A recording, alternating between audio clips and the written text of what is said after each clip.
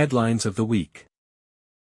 Bajaj Auto unveils world's first CNG motorcycle Bajaj Freedom 125 at 95,000 Indian rupees.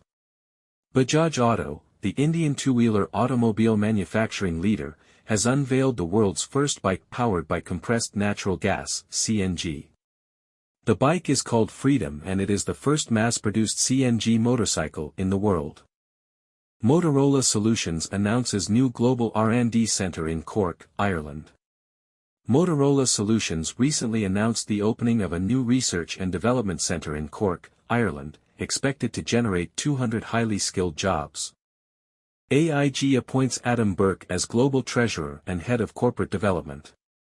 American International Group Incorporated recently announced the appointment of Adam Burk as Global Treasurer and Head of Corporate Development, effective immediately. LS Greenlink announces plans for submarine power cable manufacturing facility in Chesapeake, Virginia.